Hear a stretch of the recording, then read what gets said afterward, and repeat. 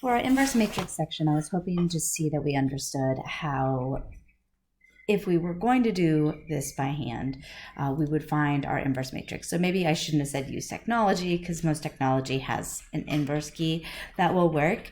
But if you were to have to do this by hand, the way to find your inverse matrix is that we create an augmented matrix.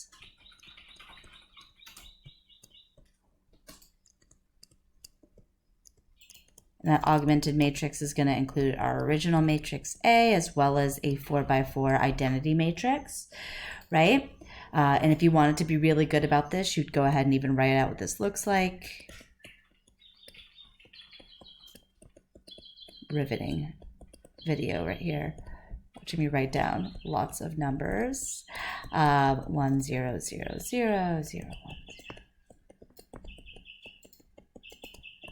All right, and then we would do Gauss-Jordan elimination to that particular matrix.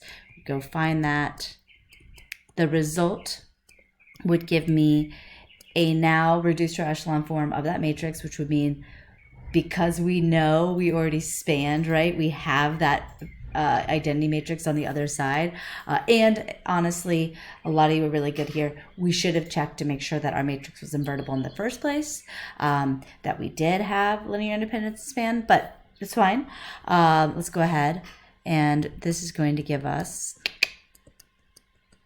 this, and we can just pull our A inverse from there.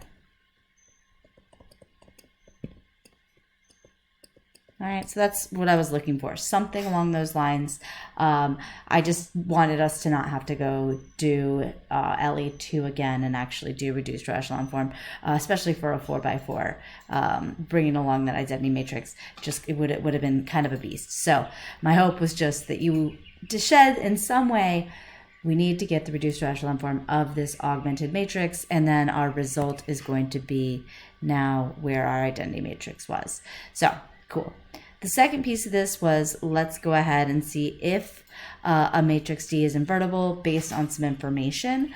This, unfortunately, is why most people got 1 out of 2 instead of 2 out of 2 on this particular assessment. We were really good. We recognized that if my original matrix has a reduced echelon form that is equivalent to our identity matrix, then in fact, yes, our D is invertible here. That's exactly what we need, because this would imply that the underlying linear transformation is a bijection. Oh, look, that's what 2 says. So this would also tell us that we are invertible. That means that we span in terms of our columns of that standard matrix in order to have our surjection, right? And then to get our injection, our columns of that standard matrix had to be linearly independent. The only way for those to happen is our pivots for our rows and columns. The number of pivots is the same as our number of rows and number of columns, which means we have the identity matrix. So 1 and 2 are equivalent things. 3 is where most people got in trouble. You overthought it, or I don't know, underthought it? Underthought it. I wanted us to think about the situation here. And yes, most people wrote down, okay, the columns of D are linearly independent. This means that our T is an injection. And this is not enough for our matrix to be invertible. And so some people were really good and started talking about, well, we don't know whether or not it's a surjection, but I say that we do, right? If we have linear independence, that means my number of pivots equals my number of columns. And we happen to know that we are moving from R4 to R4. So this is a square matrix, a 4x4 matrix. The only way for my number of pivots to equal my number of columns is that it must also equal my number of rows, which is 4.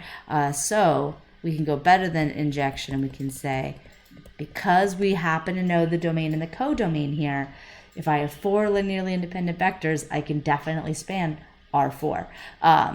And so, yeah, I think we just went like really surface level and didn't dive deep enough. So most of you missed that third one, and that's why you ended up with a 1 out of 2 on this particular assessment.